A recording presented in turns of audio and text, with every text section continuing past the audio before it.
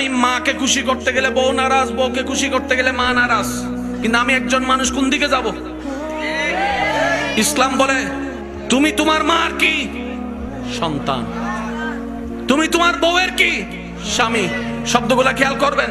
তুমি তোমার মার সন্তান, যার পায়ের নিচে তোমার বেহেশত।